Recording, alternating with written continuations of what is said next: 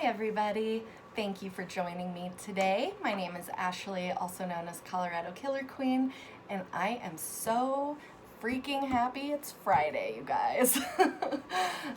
Before I get into my review today, I wanted to let you know that the Final Girls of Horror have a really cool month planned.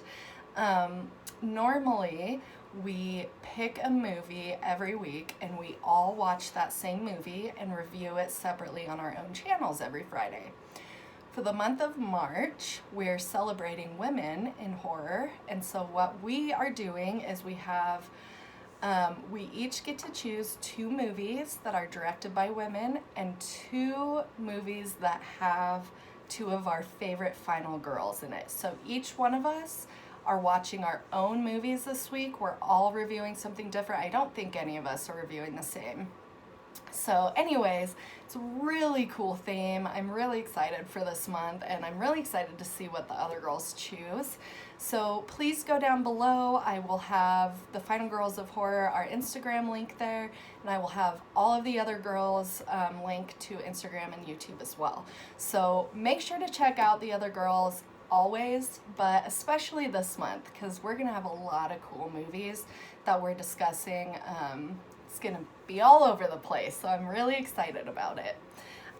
Speaking of excited, this week was our first movie that was directed by a woman, and I could not help myself. Normally I try to choose movies, or we try to choose movies that we have not seen before, and I have done that with one of the movies this month. I haven't seen one of them.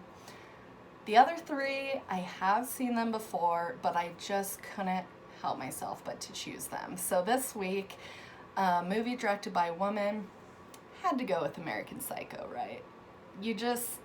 That's the first movie that comes to my head with that. So I'm going to be reviewing American Psycho today, which came out in 2000. It's based off a novel, but then was converted to the film by director Mary Harron. And then Mary and Guinevere Turner teamed up together and wrote the script for this movie. So it really is coming from women empowerment. This movie, written by females. I love it. So let's get into this. If you haven't, for some reason, seen this movie before, 1, what are you doing with your life? 2, I will be talking spoilers in this. So if you have not seen this movie and you don't want it to be spoiled for you, pause this now, go watch it, come back, because this will contain a lot of spoilers. So, American Psycho is a 2000 black comedy horror film. It's based off the 1991 novel American Psycho. It is set in the late 1980s. It stars Christian Bale as Patrick Bateman, a yuppie New York City investment banker who is gradually revealed to be a serial killer preying on homeless people, work colleagues, prostitutes, and finally, random members of the public. This film is pretty star-studded. Willem DeFoe, Jared Leto, Christian Bale as Patrick Bateman, of course, Reese Witherspoon, Justin Theroux. So there's a lot of people in this one. So great, great cast. They all do an amazing job, play their characters perfectly, in my opinion. So I've been trying all morning to decide where to go with this review, because American Psycho, there's many layers to it. Yes, it's a black horror comedy, but it's satirical mostly. So it's not obvious comedy. If someone were to walk in the room randomly and see it, they probably wouldn't assume it was a comedy. But it does have a lot of satirical elements, looking at capitalism, looking at America and our obsession with status and appearance, money, sex, drugs. There's a lot of all of that in this film, and it really does, it gives an interesting life to that specific time in America, on the stock market. Drugs are rampant, cocaine, it's the late 80s, so it definitely has that vibe to it. Christian Bale is phenomenal in this movie. Like, that word isn't strong enough. I don't know how else to convey how amazing he was in this movie. He is so convincing to me that I could see him being this person in real life. That's how convincing he is.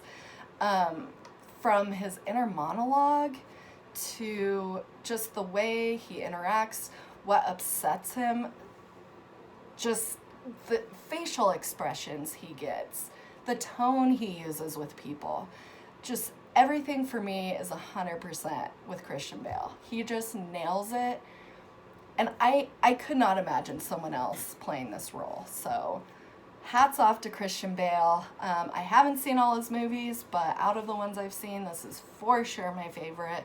So hats off to him. He does a great job playing an American Psycho. So this movie is filled with a lot of characters that you just don't like. They just turn you off. They're selfish. They're, only care about money. Don't give a shit about what they do, how it affects others. They're very misogynistic. So there's a lot of characters in this movie that you just straight don't like. You just roll your eyes at them and like, dude, what's your deal? So there's a lot of characters like that, but of them all, Patrick Bateman is of course the best. There are so many scenes in this movie that are just classic. If you've seen this movie, you probably already know everything I'm about to say because they're very classic scenes from this movie that you just never forget once you see it. So I'm going to point out a few of my favorites. I love, and this is just, I'm going to go random. So whatever pops into my head that I love about this movie is what you're going to get right now. So we'll see what I come up with. I love that he constantly is telling people that he has to return a videotape. Mostly just because I miss video stores so much that anytime anyone mentions them, I'm like, oh. So I love that he says that all the time. I love that when he's talking to people, he will say the most fucked up shit to them, and they don't notice at all. So he says this a lot, and of course it could be inner monologue. There's a lot of ways you can interpret this movie, I think. But yeah, so he'll be sitting there talking to someone and just say like, I want to fucking cut your head off while they're having a conversation, and it just kind of floats by. So it definitely, I think, a lot of this movie represents just the vibe of New York, I would say, and how people really do just, it's their own life that they focus on in New York. I think a lot of people are desensitized, so that's obviously a huge theme in this movie as well. The main scene to mention, of course, is when he brings Jared Leto's character to his apartment. This is when, the classic imagery of him wearing the rain slicker, newspaper, laid out on the floor to catch the blood when it falls. Patrick talking about Huey Lewis and the News and breaking down, that album, which is he has the worst taste in music. Does anyone else notice that? Anyways, so it's the scene where Jared Leto's sitting on the couch, Patrick's talking to him about all this stuff. He grabs an axe, just axes him right in the fucking head. So, and it just goes, it's a weird scene because he's dancing around and like just having a totally normal conversation, then just an axe out of nowhere. So he's very eccentric in that way. He's obsessed with movies. He's obsessed with music, and he talks a lot about music in this film. He really breaks down the albums that he talks about, and really you can tell is deciphering them and has a real true opinion on these, which I think he is just an obsessive character. You can see that from, his morning routine, which is insane that he goes through. He's so meticulous and obsessed about every little detail. And he's that way with everything, really. And it shows when he's talking about music, for sure. One of the other famous scenes that is my personal favorite is when he has the two women in his bed. One of them crawls out, notices that he is killing the other one, so she takes off, trying to get out of here. He comes running out naked, covered in blood, with a chainsaw. What more do you want? And chases her. She gets to the stairway outside of his apartment so that she could run down. It's like a spiral stairway. So she's running, trying to get out of the building. He appears and looks over the railing, noticing she's running by, grabs his chainsaw, holds it out there, kind of judges where she's going, and drops it. And it gets her. He looks down, the poor woman is laying at the bottom of the stairs, chainsaw got her. It's a really interesting scene, and it's really now in the film when he just totally loses it. He's obviously slowly slipping further throughout the film, but by the end of it, he's just completely gone off the deep end. Clearly, since he's running around naked, covered in blood, you would think maybe something might have cracked in his mind a little bit. So that's a great scene. The gore in this movie is wonderful. There's a lot of cool, cringy moments in this. There are a lot of just funny, not funny scenes. Christian Bale is amazing to watch. I love the fact that this was directed by a woman, because people don't expect it. I know I've mentioned this to people since it's my review this week, and none of them knew it was directed by a woman, which is sad. So I'm glad we're getting that out there. But I just love that it is, because especially with that type of film, people flip over horror movies, and there's the, it's misogynistic because women get killed all the time.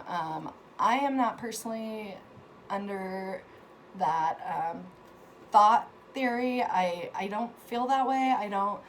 Actually, a lot of times I feel the opposite. The final girl is very empowering to me. So, anyways, women in horror don't get enough credit, I think, for their contributions. And she deserves credit for this.